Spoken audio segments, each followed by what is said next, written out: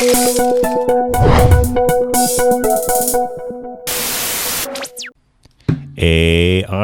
Podcast, episode number 20. Welcome to the ARE Podcast. Where it's all about encouraging and inspiring you today so you can fulfill your dream of becoming a licensed architect tomorrow. And now your host. He enjoys binge-watching episodes of House of Cards, David Doucette. Hello, and welcome back to another episode of the ARE Podcast. My name is David Doucette, and going solo today.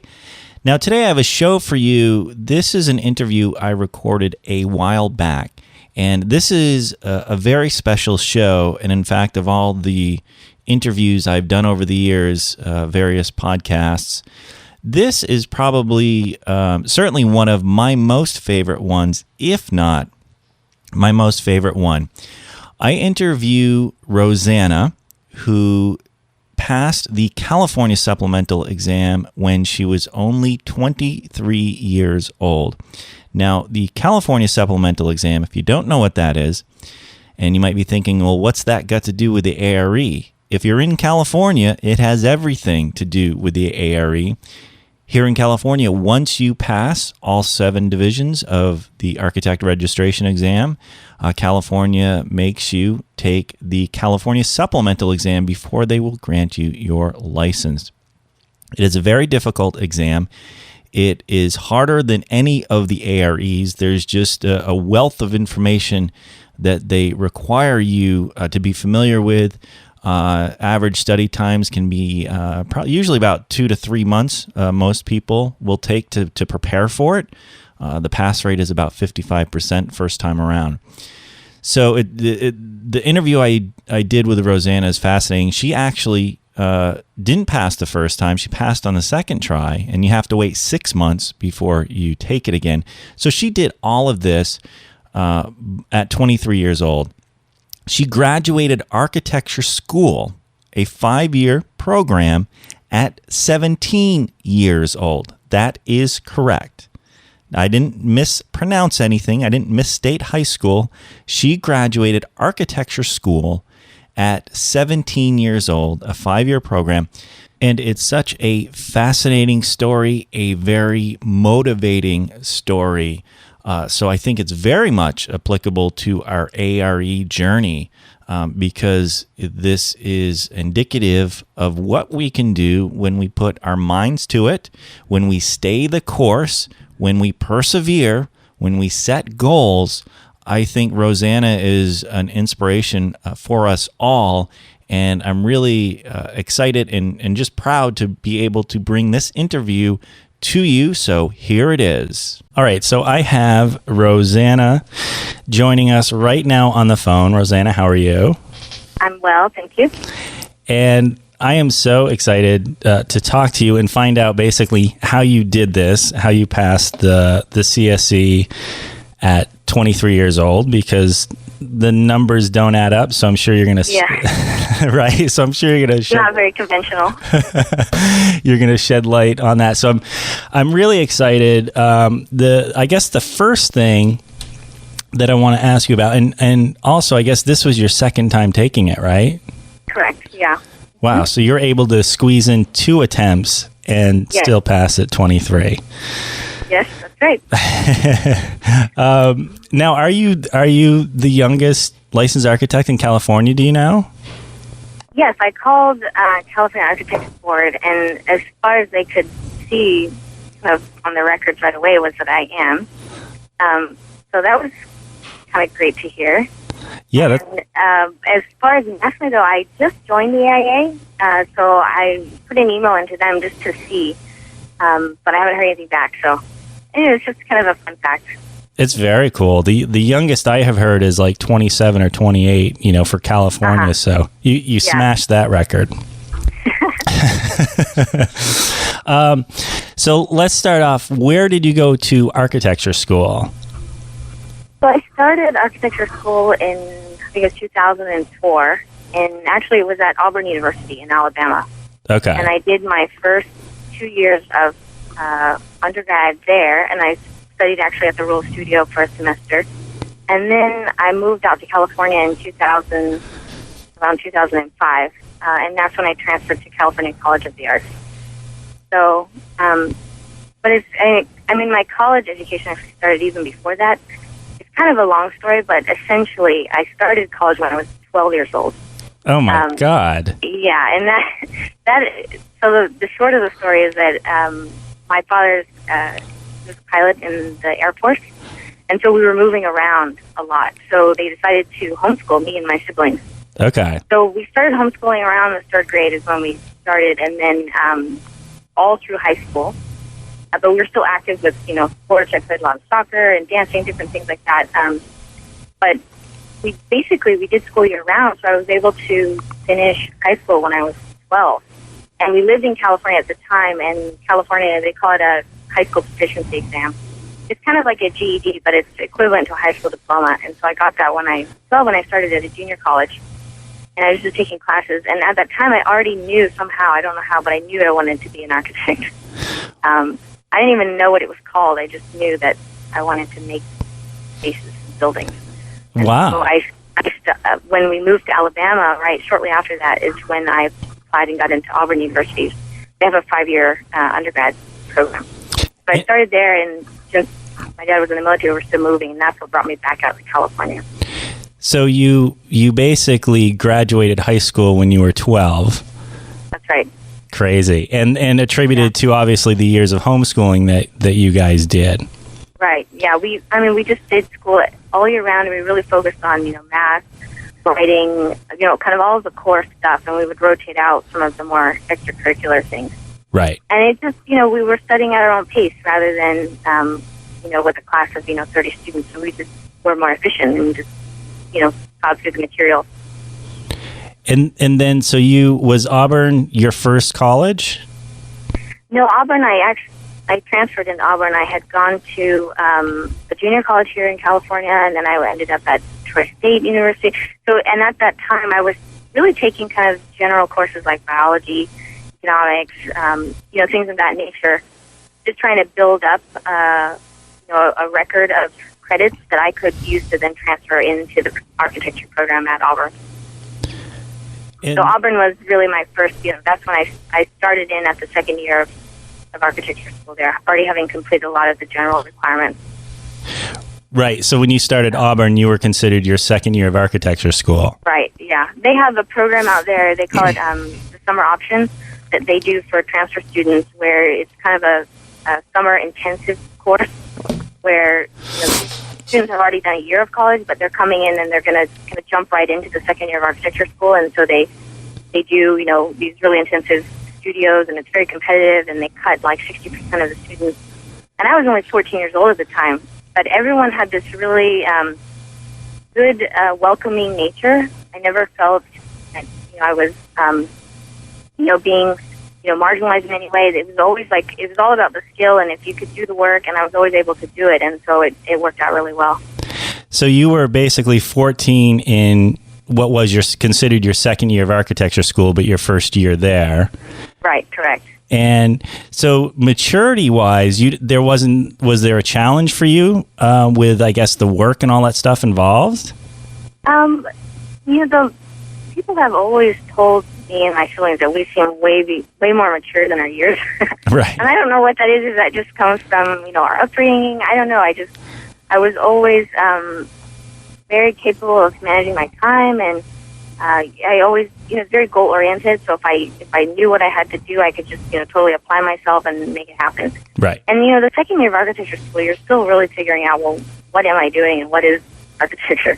So at that point, it was like, making cones out of string, nothing but string and glue, and those kind of assignments where you're just, you maybe doing some line drawings and building 3D models of things. But it's all just still kind of figuring it out. So I was fully able to comprehend those ideas and do that even at 14 years old. And I had already, dealt with dealing with college class schedules. I mean, architecture studio is totally different than a regular college class. But I don't know.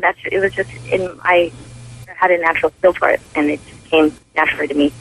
Was the creative gene, was that something that was explored during homeschooling, or was it sort of something that just developed on the side? I think it definitely developed in the way that my parents taught me, and I think probably has to do with the sense of self-teaching. We would read our own lessons and like figure it out, and if we couldn't figure it out, then we would ask my mom. If she couldn't help, then we'd go and ask my dad. And the creative part was, I don't know, just the whole idea of problem solving, and here's something, let's think of a creative way to get around it or to resolve it.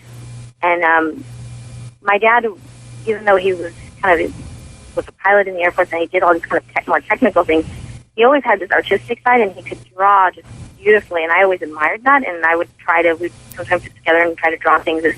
But he had this really great ability to visualize 3D space, and I think I kind of got that from him. Because when my mom would look at things I was drawing, she just didn't understand it. She would be like, "Oh, how did you get that from, looking at that?" And so I don't know, and I think they saw that in me, and they thought, okay, if architecture is something you want to do, let's introduce you to people that know how to get into that field, and they did that, and so that's how we found Auburn. And what was the process to get into Auburn like, in terms of having to basically prove yourself for them to accept you? Right. To be honest, I was 14, so I was shielded from a lot of the admissions part of it. My mom had to do a lot of that stuff. But what I do remember is pulling together a lot of my drawings and some things that I had kind of done in my sort of high school curriculum, and then applying. And at the time, when they got my admissions or my application, they thought there was an error with my birth date. They were like, "Oh, that can't be right." But one way or another, they accepted me, and once I got into the program, then it was really the opportunity to really kind of prove myself. And it was an intense program, that summer option. I mean, a lot of my colleagues at the time, they didn't make it through. I think it was like a 60% cut rate. It was very intensive. But I don't know, I think I kind of was so focused on what I was doing that I didn't pay attention to a lot of the kind of competitive and energy and all these people, and everyone knew they were going to, we were all fighting against each other. I didn't, because I was just like, oh, wow, this is so much fun. I get to make things and draw things. And so I just kind of focused on that. And I think that helped me to make it all the way through the program and eventually do my second year at Auburn in the regular, semester. And then I applied again to get into the Rural Studio. I don't know if you're familiar, probably are, with the whole program out there that Samuel Mockbee set up, where students build a charity house for a semester. Right. So that's another hard thing to get into, and I applied there and also got in and then did that for a semester, which is a whole other thing, because in that program you actually live out in kind of in the field, really. I mean, you move to this rural town and build a house in the community, and they had never had anyone, under 18 in the program. So there was kind of, all the liability stuff I wasn't really aware of that much, but I'm sure there were waivers involved and things like that. Right. But that was great. I mean, there I was out there swinging a hammer and drawing things on sketches and then building them. Did you feel that you were at a disadvantage because of your age? Did you feel like you had to work harder to prove yourself, or were you just sort of doing Not at all. Not at all. Not at all. I mean, and the way I interacted with my classmates, we got along so well. And at times we would just forget that I was only, 15 years old. We would just, they were probably in their 19, 20, maybe 21. But it just kind of went very well. I never felt like I had to prove myself. I was just capable of doing so.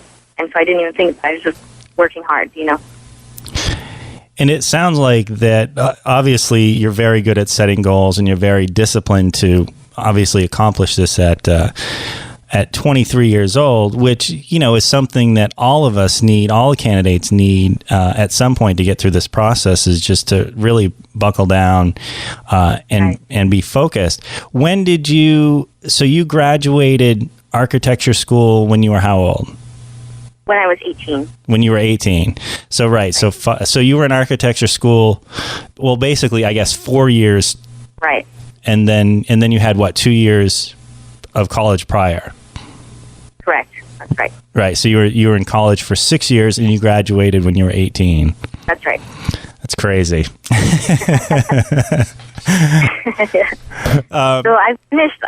So after I transferred to CCA and I was there for several years, and I graduated from California College of the Arts here in San Francisco, and that was in December of 2007. And so I graduated, and then I went to work for an architect in Peru for a couple of months because I wanted to get some international exposure, and why not go abroad and see what architecture is like on the other side of the world. So I did that for a few months, and while I was out there, I was applying to jobs here in San Francisco, and I was offered a position at Perkins & Will, and I've been here ever since. And so I started in spring of 2008, and here they have this requirement where you need to be lead AP within 6 months of hire. So that was kind of my first goal, was to become lead AP, and my first really kind of professional exam situation where you're working 40 hours a week, and then in addition you have to go home and study and do that. And so I did that in September 2008. Okay. And that was a great feeling. So that was, got my lead AP, and I was like, okay, now I've done that. But I took a break for a year, and I started taking my first ARE. That was in September of 2009. So then, you were able to do the AREs, but also do IDP concurrently? Lead AP. No, I did the lead AP exam on September 2008, and then I finished that, got my lead AP, and then a year later is when I took my very first ARE. So then I was just doing AREs. But did you have to participate in the intern development program, the IDP? Oh, sorry, yeah, IDP. Yes, I did. Oh, so right. And I even did CIDP because it was still required when I started. Exactly right, because you did all that. Mm-hmm. Yeah, you did all that in California. Yeah, so. And that's where being in a firm like Perkins & Will was great, because there's a good mentoring staff, and I had my supervisor there and working on lots of various projects and various different phases. So that was great towards getting IDP hours logged. And what was your time frame for completing the AREs from when you sat for your first one till you passed your last one? It was around 3.5 years. Okay. Yeah. So you weren't one of these knock them out in 4 months kind of thing? No, I took them, all of the AREs, within a year. Okay. So I did my first one in September, and that I was like, okay, what's the hardest one? I'm going to do that one first. So I took the structural exam first, which a lot of my people around me at the time were saying, oh yeah, structure is the hardest because we never use it and blah, blah, blah. Right. So, and I personally like doing math, and so it'd been a while since I did math, so it's like, okay, I want to get back into this. So I took it, and to be honest, after taking, the day after the exam, I wasn't feeling good. I was like, oh, that was really hard. I don't know if I passed. Okay, let's just wait before I do any more and just see how that one turned out. And it took 2.5 months. I think I got my letter in December, beginning of December of that same year, and it was a pass. And I was like, what? I passed! It was such this great feeling. I had studied really hard. I felt well prepared, but you never know. After you take an exam, it's kind of like, it's all kind of a blur. Right. So I wasn't feeling too confident, but then I got the letter that it was a pass. It totally gave me this wave of energy to take the next one. So I was like, okay, now I'm really going to do this. And then I think I went home for Christmas back to Alabama, and during the break, I was at home for a week, and I thought, what am I going to do just sitting around for a week? Well, I'll take an exam. So I took the schematic design next. Because my whole strategy was I'll do a hard one, then an easy one, then a hard one, then an easy one. And who's to say really which ones are harder and easier? It depends on the person. Right. But for me, I thought, okay, that'll be a nice one. I'll get another pass that'll give me more energy to keep going. Because I think it's really all about momentum with these exams. Yeah. Once you lose the momentum, which did happen to me, and I'll get to that later on, but once you lose the momentum, it's really hard to get back up to steam to do it again. And did you pass all of the AREs the first time? All except the very last one that I took. Okay. What was that one? That one was building design and construction systems. Okay. And I took that in the summer, following. So that was, I guess, summer of 2010, I think. Yeah, 2010. And that one was my very last exam. I was hoping, okay, great, I'll be all done, but that one I failed.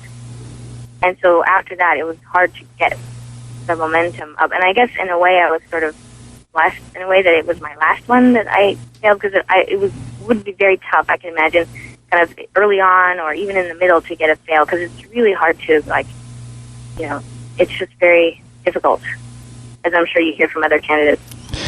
Yeah, well, the first one I ever took was programming, and this was back in '98 after it just went to the computer-based format, and I was my mid to late 20s, and I was thinking I don't need to study for programming. I got a lot of experience, and of course I didn't pass it, and I was like, it just took the wind out of my sails, and I didn't take another tough. one. Yeah, it's really, really tough, and a lot of my colleagues, the same thing, similar situations where one that you think might be easy, and then it just blindsides you, and it's like, oh wow, I wasn't expecting that outcome at all.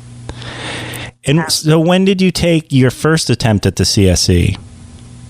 My first attempt at the CSE was last year in the spring, so I think it was in March of 2012. Okay. And what was the experience of not passing that like for you? So that one for me actually was a bit different than the Aries, because the CSE, the material on there is so different than any of the Aries, and it's so specific, obviously, to our state. And I didn't have a lot of experience with a lot of the agencies and some of the other knowledge statements. So for me, I was kind of, as I was studying, I was really learning about some of these things for the first time. And when I studied for it back then in the spring, I was studying with a group of two other colleagues at Perkins & Will who were taking it at the same time. And they had more years of experience than me, and so we would meet for coffee and we would just have conversations and talk about it, and that was really helpful kind of as my first time understanding some of these knowledge statements. But so that was kind of the first method of studying for me. And when you got your results that you didn't pass, was that hard to take? Because obviously you're not used to, failing things. Right. Was that hard for you? Well, that time I felt like, they give you your numbers back when you fail, and it tells you kind of what you had received, and I was 2 points away from passing. Okay. So I thought, wow, it sucks I didn't pass, but, hey, not bad for a first try with a lot of this material that I had really only learned about for the first time. Right. And so I felt, content with where I was, and I was like, okay, that was my first try, I'll get it next time. So I had a much better attitude about it than I did with failing my first Aries, or failing the first of my last Aries. Right. And that one I was much more like, and I waited for a whole year to take it again. Yeah. It's true, kind of like attitude is everything, too. It's really a big, very, very big factor. Confidence and just, I don't know. And did you feel like this, so the second time around, did you feel that because obviously you don't have years of experience in the field, but did you feel like by the time you sat for the second time around, did you feel like you had a better handle on the material and more confident with it? Oh, yes. I felt a huge difference. Sitting in the exam, and while I was taking and answering questions, I know this is the correct answer. And I was answering. I felt much more confident, much more at ease, just because I felt like I had a broader sense of how all of these questions and knowledge statements fit within the big picture of things in the framework of practicing in California. And so I definitely felt a huge difference. I felt much more at ease, much more confident sitting in it the second time. And I think it's attributed to, quite honest, to your audio guides. That was really helpful. And it made me realize how important it is to find a method of studying that really fits your learning style. And for me, I think the audio was a great way to just kind of have the big picture and then you kind of telescope into one knowledge statement, go way deep into the weeds, and then come back out and then connect it to some of the other things.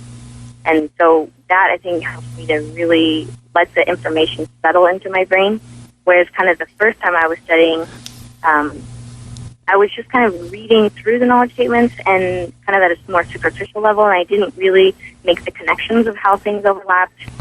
And so I definitely felt much more confident going into the second time. And I mean, that's, as you know, a big part of the exam too, is just being confident. And it sounds like you had a much better command of the material the second time around. And, that's right. You know, I talk about, you know, you need wisdom. There's wisdom and knowledge, and you really need wisdom to pass the exam, which, you know, knowledge is just learning the material, kind of like what you did the first time around. And then wisdom is actually now understanding the material and knowing how to apply it to the questions that they give you on exam day, you know? That's right, yeah. And being able to kind of read deeper into the questions. Like sometimes when you read a question quickly, you might think it's one thing, but if you really remember, like, oh, that connects to this other thing that I learned about, then you might realize, oh, they're actually really talking about this. And that just comes with, like you said, it's a wisdom of, it's really kind of connecting the dots and not really having a full understanding of the material. Yeah, and I mean, it's attributed to you that you were able to, you know, have that breadth of knowledge at such a young age and without a lot of years of experience. And, you know, I say that specifically because there's candidates, I would say the average age of the candidate that actually takes the CSE, just based on what I see, seminars and stuff, probably around 35, 40 years old. Not a lot of 20-year-olds, you know, taking this exam. It's more people put it off or they want to now get licensed in California. So there's people that have a lot of years of experience and they still struggle with the exam. And I think part of it is finding the time to study. I mean, that is the most, I think, daunting task for everybody. Yeah, it is a lot of material on the CSE, and it gets so broad, and there's so many areas, but yet it can drill down and be so specific. So that is very, very daunting. And you're right, finding the time to study, and also just keeping it consistent.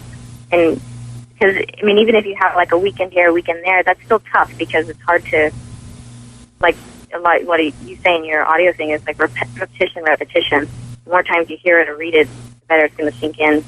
And just reading it once isn't enough. Yeah, and it's also, I tell people, you know, the marathon 8-hour sessions on the weekends aren't really going to help. It's more like you're saying, you just have to be in it almost every day in you know, some way, shape, or form. Yeah, and that's why, like, for me, I like to go running every morning. And so having the guide, I would just, you know, listen to it on my run. And actually, that's something that was interesting is sometimes when I would read or go through, like, the flashcards or some of the multiple choice questions, and my answer, I would remember what it is based on where I was when I heard it. So I would, like, visualize, like, where I was standing out in Golden Gate Park. And I was by that tree, and I remember, you know, this thing or that thing. And then it's I mean, everyone's different. Some people are more graphic, and they have to see it, and they remember how it looked on the page. But for me, sometimes it's more spatial. Yeah, it's interesting and sort of the whole audio thing. And you know, I thought the audio companion was going to be cool when I first came up with the idea a couple of years ago because I got this cool podcasting equipment. And you know, people really like it. And even people who will say, you know, I'm a visual person, I don't really like the audio stuff. But they become the biggest fans, too, because it allows them to just... take it anywhere. You can take it anywhere. That's the beauty of the audio of it. You can just... And as you know, it's like that sinking in. It's not going to sink in the first time. It takes a few times, and you can listen to it over and over. Yeah, and I tell people, you know, all the time. It's just repetition, as you know, and which helps give you confidence, which obviously you had the second time around. Mm-hmm. Yeah, and you want to get to a point where you've heard it so many times that you start to get annoyed. You're like, oh, I know this. Okay, next thing. That's the goal. You want to know it so well that you're like annoyed about hearing it because you already know it, that you're just like, no more. Exactly. That's when you know you're good. When you're still listening to it and you're trying to still remember what it means and what that is, then, you know, it hasn't quite sunk in yet. I've heard that from several people, like that they would be able to finish my sentences on whatever topic I was talking about. Yeah.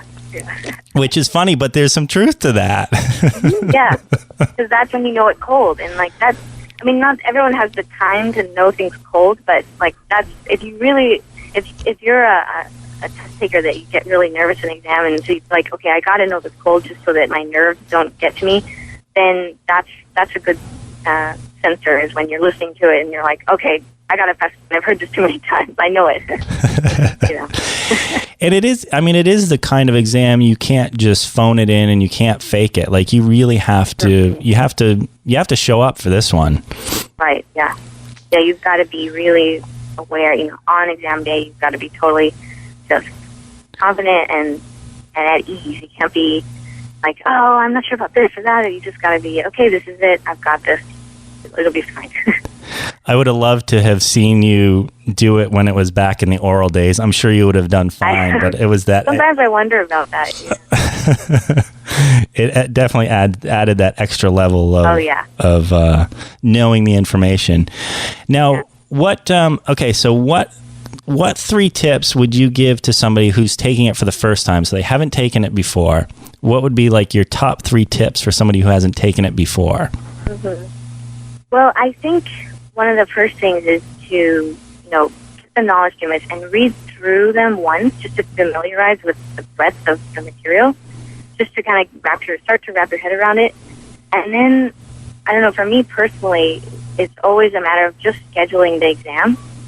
So like once you've read through and you can get a sense, okay, I've got a lot to study, or okay, these few non-statements here and there, then you can kind of gauge how many weeks out, how many months out, and then just sign up for it, because then that gives you that extra push that, okay, I'm doing it on this day, and then you have, I don't know, I'm goal-oriented, so I like to have that date set so I can just work towards it.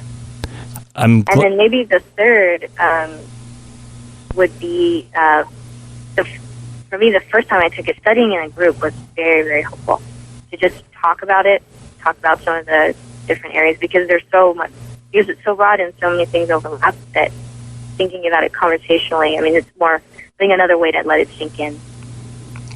Okay, so that was good. So number 1, we have just reading all the knowledge statements, getting, you know, a broad overview of what's on the exam. Number 2, which I think is the biggest one, I'm glad you said it, is scheduling your exam really at the beginning. Mm-hmm. How many months out did you schedule it the second time around?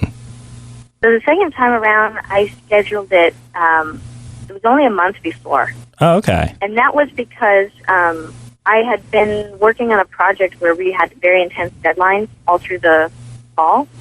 And then the project went on hold in the middle of December. So I saw this window between like the middle of December through the new year where I could literally block out like a week and a half to just take off PTO and just dive into it. And so that's what I did. I took off kind of between Christmas and New Year's, and took that time off and did it every day, all the time.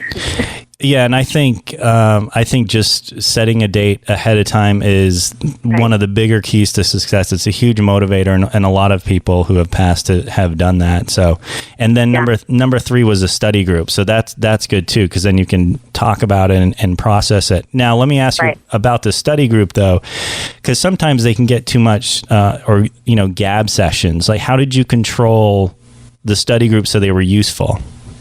Right. So it was very small. It was just 3 of us.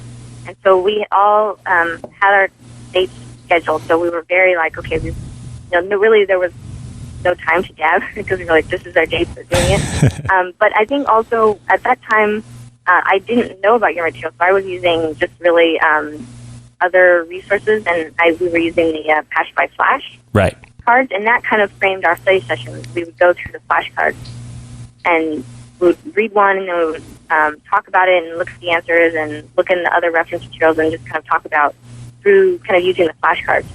And what I didn't realize then, but what I realize now, is that was kind of so focused in that it was great to know about finite elements or issues in the material, but I realize now that I didn't have this overarching big picture of how everything fit in like a puzzle, you know, how these different areas, you know, they're kind of like pieces in the puzzle, and how they all kind of are in this larger network.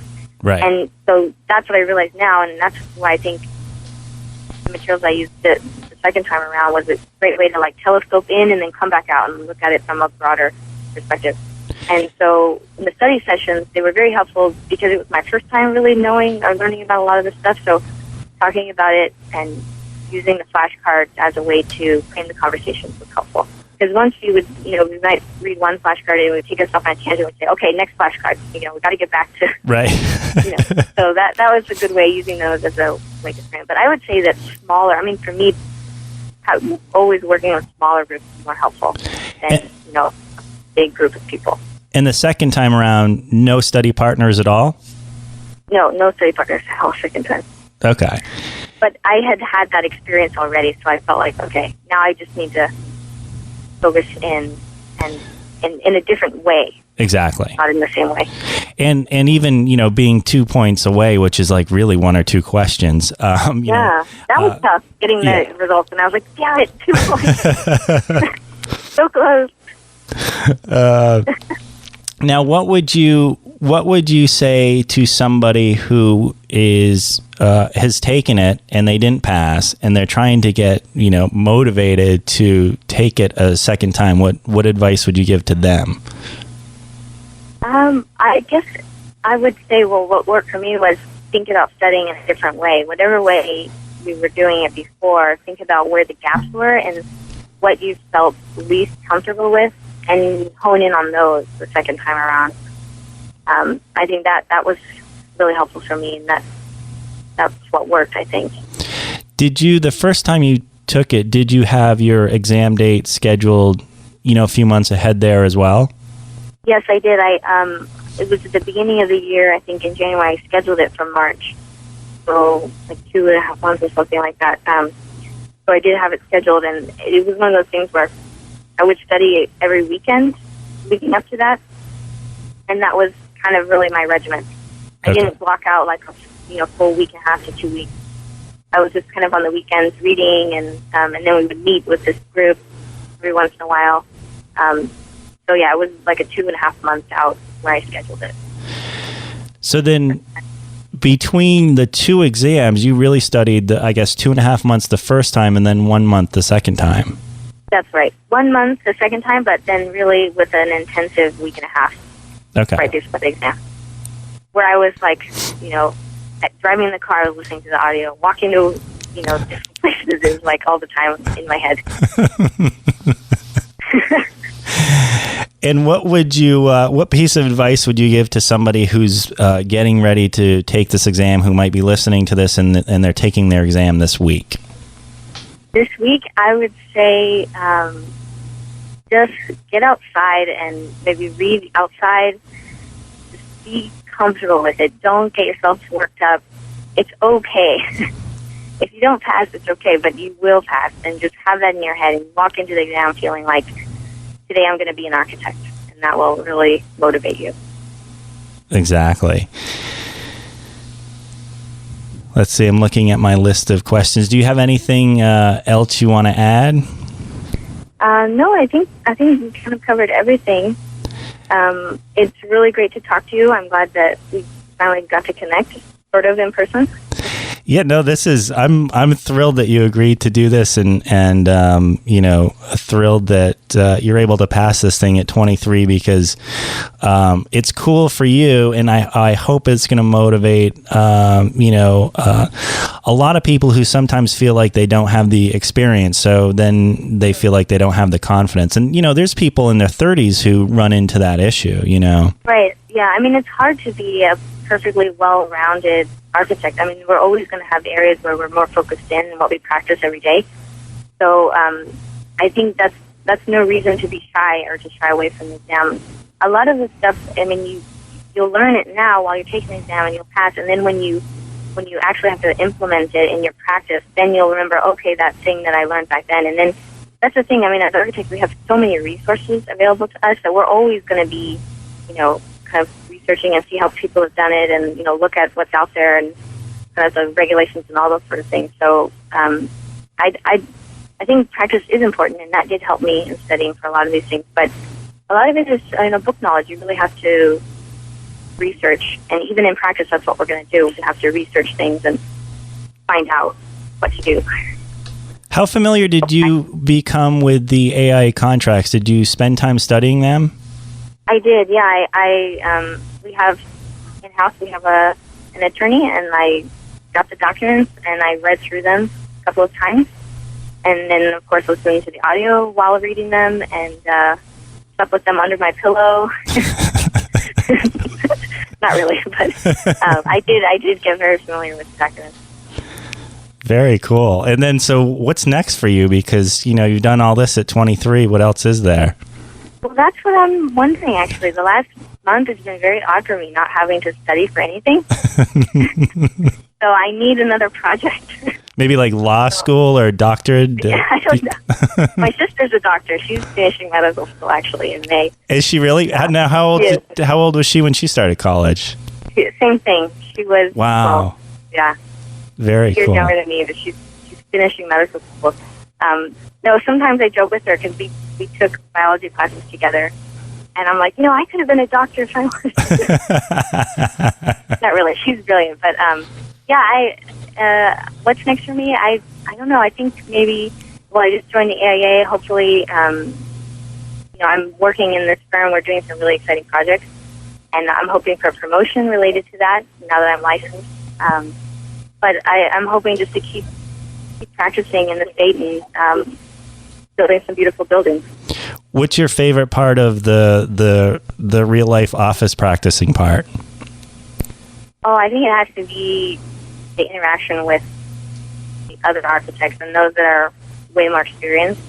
I mean, I love it how, I'll be sitting there trying to figure something out, and then I go and bring them my sketch, and they're like, oh, yeah, just, blah, blah, blah, and they just sketch it out, and I'm like, oh, that's genius. That the wealth of knowledge that's already there, and working in a large firm, you have a huge network, all across the state and even across the country, and that's something that I really enjoy, doing projects that are local here in the city, but yet having resources that connect throughout other offices. Yeah, I remember one of my first bosses in an architecture firm. I was working on this hand sketch, and I was trying to draw a 2x4 and a metal stud and some other stuff. And of course it wasn't right, but I bring it to him and show it, and instantly he can pick out what's wrong. And I just remember being in awe of that, oh my God, how can you do that, Yeah, or just draw a detail freehand sketch, and it's almost to scale exactly. Right, yeah, exactly. Yeah, I think that's really exciting, and I think that's what I enjoy about architecture is coming up with these great, really simple but lofty ideas, and then drilling all the way down and figuring out how to make them happen. I think that's really exciting for me. And it sounds like you're in a good environment that suits you in San Francisco, so that's very cool. Mm-hmm. Yeah, really. I've loved it here. I mean, that's why I'm still here, even almost going on 5 years later after joining. Wow. Yeah, it's been a great experience, and I've learned a lot. I can see it, feel, and I know those around me can see a huge difference in how much I'm like a sponge. I just kind of soak everything up. Right. So it's been great at Perkins. All right. Well, cool. Well, thank you again so much for agreeing to do this, and definitely keep in touch because I want to hear what happens in the future and what's next for you. Thanks. Yeah, I will do. All right, Good Rosanna. luck, and I'm sure all the candidates appreciate what you're doing. Oh, thank you. All right, have a good day, David. I'll talk to you soon. Okay, bye-bye. Bye. Alrighty, well, there you go. Such an amazing story, and thank you again, Rosanna, so much for doing that interview for me. It's going to help a lot of people. If you haven't scheduled one of your exams yet, hopefully this gives you some motivation, or if you've been out of the loop a little bit, maybe this will give you some motivation to just jump in and go. My name is David Doucette. I'll see you on the next episode. Thanks for listening to the ARE Podcast. Be sure to visit architectexamprep.com and check out our other podcast episodes, video tips, and the ARE blog. Remember to plan, practice, and pass.